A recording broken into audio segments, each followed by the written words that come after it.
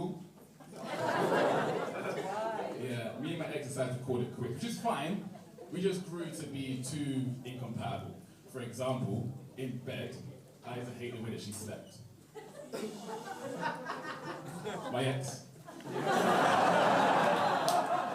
Always tossing and turning, it was a nightmare. And she used to hate the way that I slept with other women. But the thing is though, in my defense, I didn't know I couldn't do that because I didn't know I was in a relationship. Now, the men in here perfectly understood that. The women looked at me exactly the way my ex looked at me. It's actually quite triggering to see my ex's face all over the crowd. You can be just a little less judgmental. I'm just saying that I didn't know, okay? My ex said, it's impossible. How could you not know? For the past year, I've come to your house twice a week. But so does TV licensing, you know? And I wouldn't put that dating, you know? I'm not gonna invite them in to Netflix and chill, but we ain't got that kind of relationship, right? They just pulled out our phone, start showing me our messages and saying, the same thing. We speak, we talk all the time. But they send letters. They're old school romantics, you know? And they actually take an interest in my life, always asking me what TV shows I'm currently watching, whether it's BBC iPlayer or live TV, you know? That's a level of interest that I need when someone claims to be my girlfriend for the past year. If anything, they've been with me for the past 5 years. If anyone's decided checking this little love triangle, it's actually her. But I can see the women here, they're not convinced, right? Look, it's about perception, right? Just sometimes men, women, they realize things and know things differently, right? For example, ladies, some men just don't know where the G-spot is. They just don't know. That's it, just don't know, right? So for anyone wondering, the G-spot is located 1.5 inches into the vagina.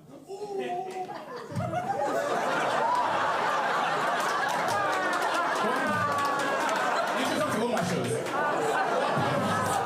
1.5 inches into the vagina, right? It's located on the upper wall, which is the side closest to the belly button. 1.5 inches.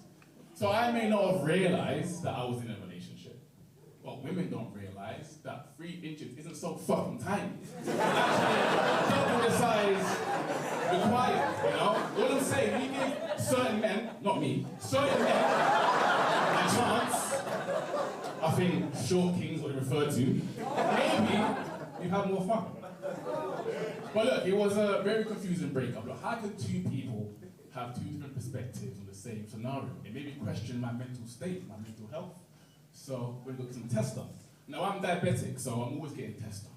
Eye exams, blood sample, urine sample, sperm sample. I mean, I don't ask for the sperm sample. But I like to challenge myself, you know? Every year, I like to see how long it takes me to finish to the poster on the wall of the 8-year-old woman with dementia. I know how that sounds. But it's either that or the leaflets about children's meningitis. So there is a lot of choice to be made. I feel like I've made the right one. Like, I made the right choices in life. So yeah, I'm single now, and meeting a lot of people. You know who I'm meeting? I'm meeting people who are neurodivergent. You know what that is, right? Neurodivergent?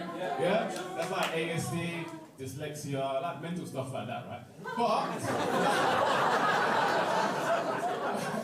But now, they describe themselves as neurospicy. Yeah, neurospicy. Who knew ADHD could be so exotic?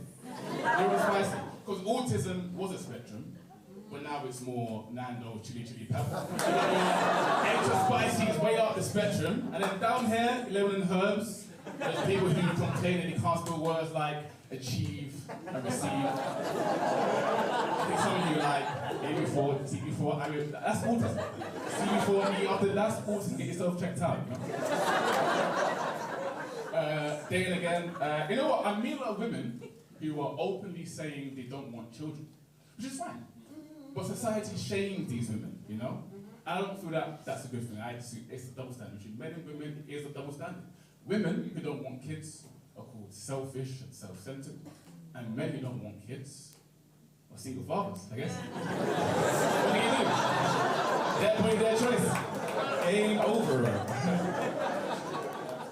I'm actually trying dating apps. Actually, anyone doing dating apps? Put your hands, dating apps.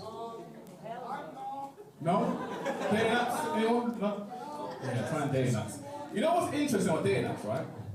Is that you can be very specific about who you want on these dating apps. You know? You can pick the age, ethnicity, even how close it needs to be to your house. Very, very close. I feel like Tinder is what Uber Eats would be if sex trafficking was legal.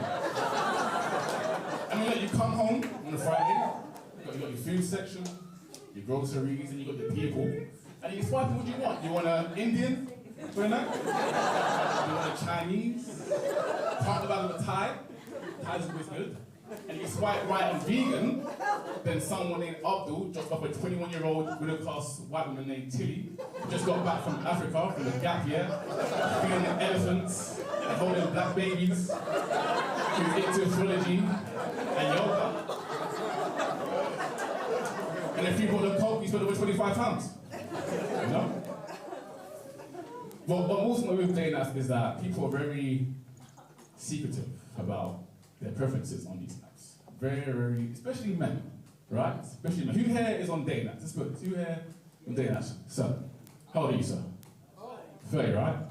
Before I go, let everyone know quickly, what are your dating specifics on your dating apps right now? See, he would rather give me his back code and his pin code than let me know he's a 30-year-old man, he wants a 19-year-old Asian woman that is 3 kilometers from this venue to take home.